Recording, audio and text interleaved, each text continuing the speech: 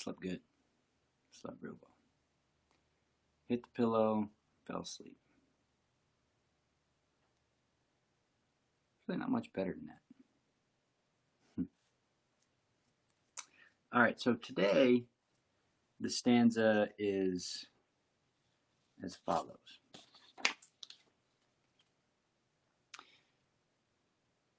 Create each day anew by clothing yourself with heaven and earth, bathing yourself with wisdom and love, and placing yourself in the heart of Mother Nature. Create each day anew, so you put on, okay, you put on heaven and earth. So whatever there is under heaven and earth, under heaven on earth, take it in. Put that on, but you bathe yourself with wisdom and love. And then you place yourself in the heart of Mother Nature, or essentially the energy of life. So you wear, it's not you, but you can take it on, whatever shows up, okay, anything. Now, you clean or bathe yourself from whatever comes on you with wisdom and love, right? So you take whatever comes into it. You're into it, but you don't. It doesn't. It's not you. So you bathe that away, so that that's not your essence, with wisdom and love. Makes sense. And then you place yourself in the heart of Mother Nature, meaning you essentially kind of go with the flow. So that's 15. So create each day anew by clothing yourself with heaven and earth, and bathing yourself with wisdom and love. So one's clothing, bathing, placing. On top of you, washing yourself, placing. So it's interesting. All right, let's practice some mindfulness.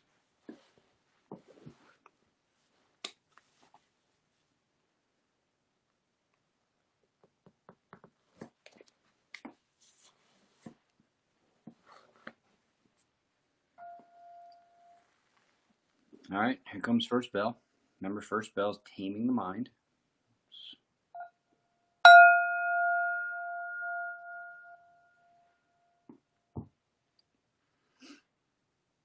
So let's just start with eyes, light and shadow.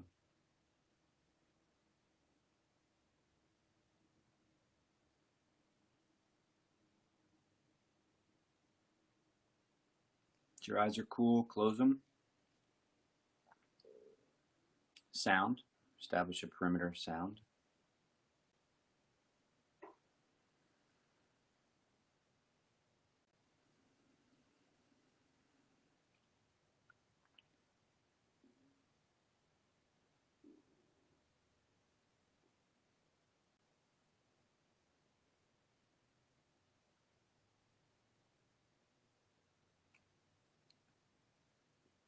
Touch, what shows up temperature-wise,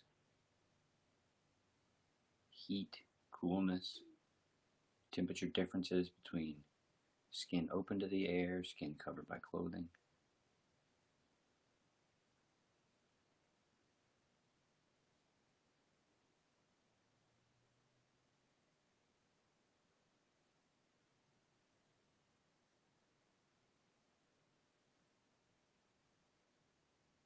Smell.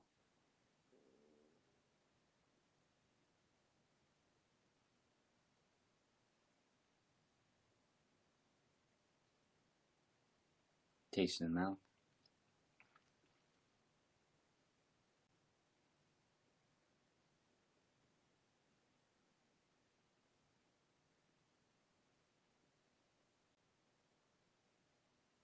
Just take stock in your environment.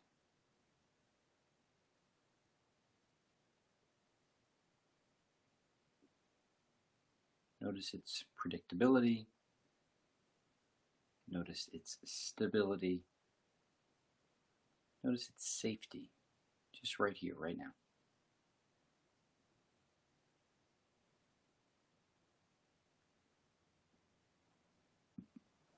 Now let's interact with the body, bell 2.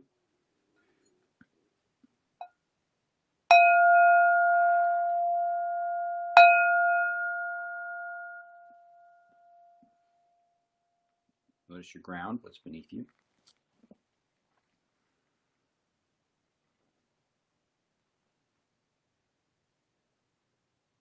Notice your pelvis. Any holding by the pelvis, any shifting to create, 2 to 5% more comfort.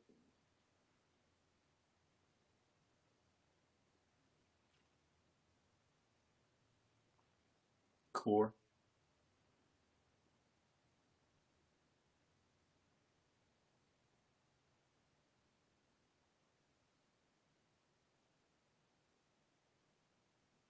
Build your spine. Be real conscious about your spine. I notice when I'm walking, I'm much more aware of my spine pretty regularly. So build your spine.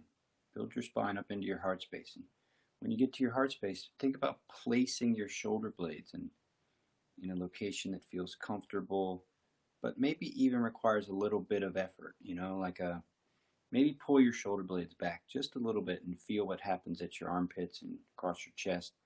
And just sit there for a second and really open your chest up.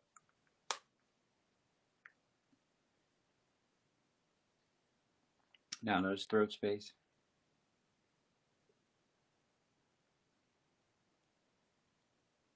Jaw, top of the head.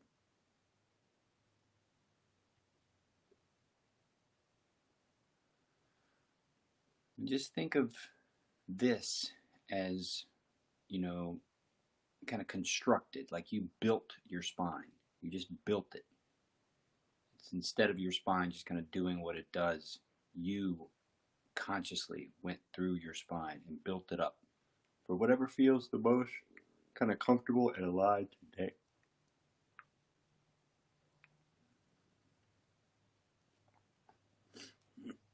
After building the spine, we go into the breath.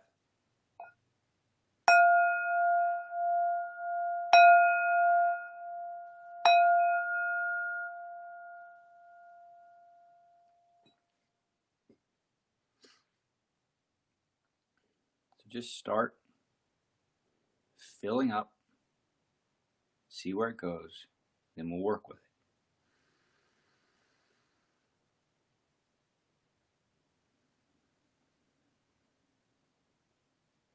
Now think of that built spine. Now tilt your spine all the way over to the right. Take a deep breath.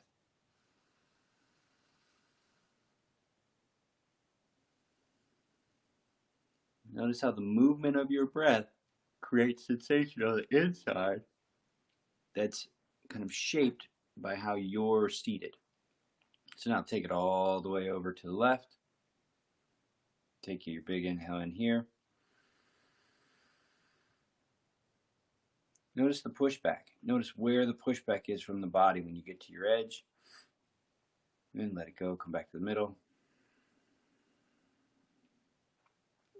Now, big chest, bring your chest way forward. Way forward, reach forward with your chest, stick your butt out, big breath in.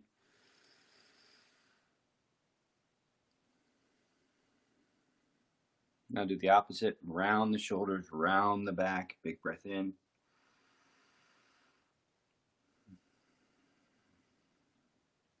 Now come to the middle. Now just normal breathing for 1.5 minutes.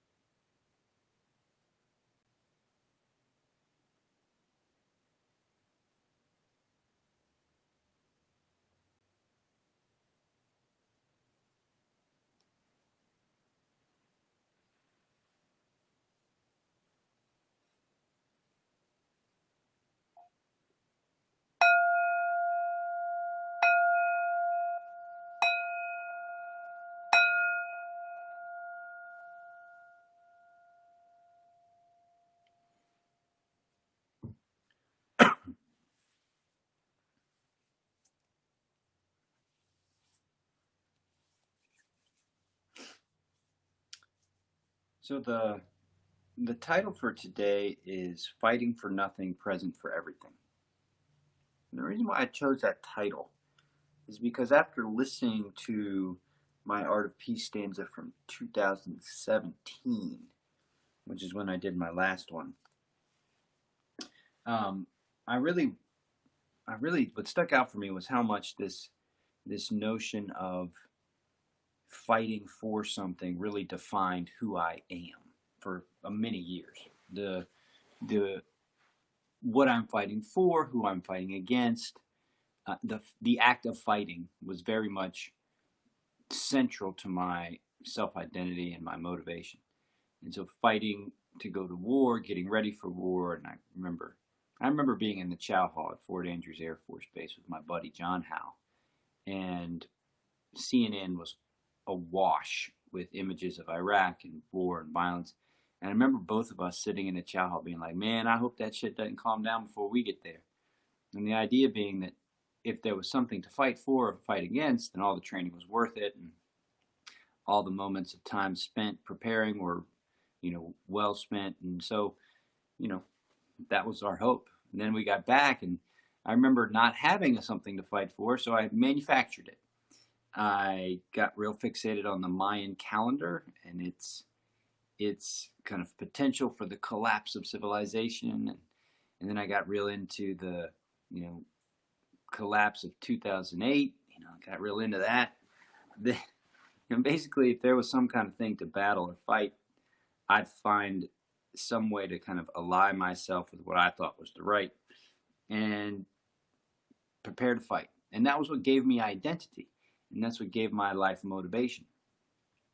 Well, all those things, they just would never come to pass, and then the act of fighting itself just became just not that interesting. There was like it's just like, here we go again, and so the question, well, what do you do then, right? So the fight has now the what has happened now is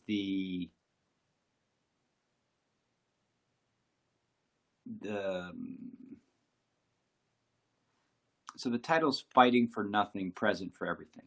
And so the reason why I'm hesitating is I wouldn't say that I'm fighting, but what I am doing moment to moment is participating with what's showing up inside of me. And the stuff that shows up inside of me is often predictable and often consistent, and I kind of have a feel for my being mostly. But I get like I get lost in moments sometimes, and then I have to kind of reconnect and just kind of go, whoa, okay, let's clean that up, or I'll be in a situation at work or with a colleague, and the moment will be a fight. Like they will come at me as with a fight, and what I've realized is that to prepare for that beforehand is to limit the opportunity of presence now. And what's valuable about presence now is that presence now is the preparation for anything. It doesn't matter. Presence now is what affords you the skill to be present when the fight shows up. And the fight is now showing up, or it's always shown up. I just always projected it onto something else. The fight, or the potential to fight, is inside. The key is to not fight it. I know it's getting tricky, but not fighting what shows up and just being present for it is the I want to say battle, but it's just life. It's just the energy of life, and you can fight against the energy of life, or you can practice the art of peace with the energy of life. And I think that's what the stanza is. The 15th stanza is create each day anew. It's not build your skill. It's create each day anew, clothing yourself with heaven and earth. So every day is new. Every day is going to have different experiences, challenges, whatever. Just be open for all of them. Bathe yourself with wisdom and love. So, when you're kind of in private, right, or in your own space, you're bathing yourself, washing yourself, cleansing yourself with love and wisdom. I mean, that's just a perfect recipe for a healthy central nervous system, right? So you're just constantly accepting and cultivating love and wisdom. And then place yourself in the heart of Mother Nature. Now, this I think is a really important sentence. And what it means to me is trust. What it means to me is that there is a element of kind of trust that comes with surrender, that comes with kind of deeply knowing that what life isn't something that's just random and BS and nonsense. It's something to believe in. Life itself is something to believe in. So I'll leave you with my interpretation of the stanza from when I did an interpretation last year, which is life has energy. Learn to trust it. Life is not out to destroy you because you are a part of life. Trust. And so to me, life is the interplay within the kind of the single unit of life. There's Mother Nature, which is all units of life. There's God, which is all units of life. But then there's the kind of the individual unit of life, which arguably is Mother Nature experiencing Mother Nature's self through the human experience. Right? Mother Nature gets to experience Mother Nature's self through the raccoon experience, through the pig experience, through the deer experience, and the human experience. So, I have come to trust life. And what happens is whether I trust life or not, something will show up that is kind of outside of my presence, right? I'll miss it and I'll kind of interact with it in a mindless way. And then I'll catch myself and I'm like, oh gosh. So that happens all the time, but it's happening less. And mostly what's happening is I'm putting on whatever life is putting out there, and I'm interacting with it with peace. I'm not fighting anymore. So, yeah. See if anybody's here to say hi to. Not today. All right, Armor Down. Have a great weekend.